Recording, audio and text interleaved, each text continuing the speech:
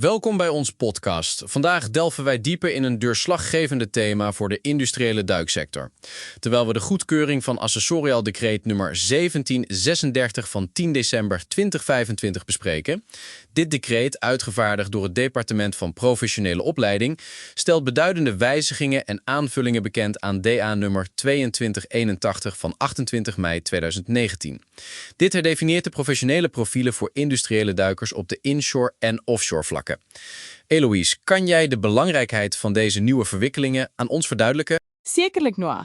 Hierdie dekreet is fundamenteel omdat dit nie net die profiele en kursusblaai vir industriële duik opdateer nie, maar dit doen dit met 'n onmiddellike impak. Die goedkeuring daarvan het die vinnige toepassing van die nuwe bepalinge moontlik gemaak wat deurslaggewend is vir 'n sektor in voortdurende evolusie soos hierdie. Dit is 'n beduidende stap vorentoe om die opleiding van professionele lei te standaardiseer en te verbeter. Om meer in detail in te gaan, wat is die belangrijkste wijzigingen wat ingesteld is voor de nieuwe profielen van industriële duik, specifiek voor de offshore niveaus?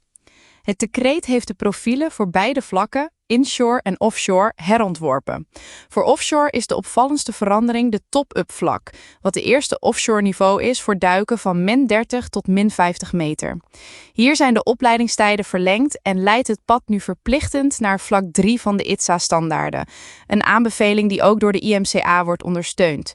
Dit garandeert ook de registratie in het register van commerciële duikers voor dat niveau. De wijzigingen voor de offshore verzadigingsvlak waren daarentegen minimaal. En wat betreft die inshore divervlak, wat het decreet als de rechte nieuwigheid definieert, wat was de meest impactvolle verandering op dit gebied? De rechte nieuwigheid ligt precies hier. De inshore divervlak, wat volgt op die van de OTS, technische duikoperator, vereist nou registratie op het eerste vlak van de industriële duikregister bij het Departement van Arbeid, volgens IDSA-standaarden en het behalen van de IDSA 2-certificaat. Verder wordt een kaart door het Departement van Arbeid uitgereikt naar aanleiding van de registratie in het register. Dit verhoogt de status en erkenning van deze professionele personen aanzienlijk. Dit klinkt of daar baie meer structuur en regulering is. En die opleidingspaaie vir hierdie inshore diver vlak, hoe is hulle herdefinieer? 3 hoofopleidingspaaie is vir die inshore diver vlak ingestel. Die eerste is 'n pad van 960 uur vir diegene wat slegs met 'n mediese sertifikaat begin, wat 'n opteon van 500 uur plus die 160 inshore ure insluit. Dan is daar 'n pad van 660 uur vir diegene wat die eerste 2 sportduiksertifikate besit, wat 'n opteon van 500 uur plus die 160 inshore ure insluit. Laastens is daar 'n kursus van 160 uur wat voorsiening maak vir toelatingskrediete vir kandidaate wat reeds die duike voltooi het wat deur die EDSA-standaard vir vlak 2 vereis word. Dit leidt tot een belangrijke onderscheid: gereguleerde en ongereguleerde opleiding. Kan je verduidelijken waarom dit zo relevant is dat het decreet specifiek naar gereguleerde opleiding verwijst? Absoluut. Gereguleerde opleiding is opleiding wat specifieke normen en standaarden volgt, wat door regeringslichamen of internationale organisaties vastgesteld is.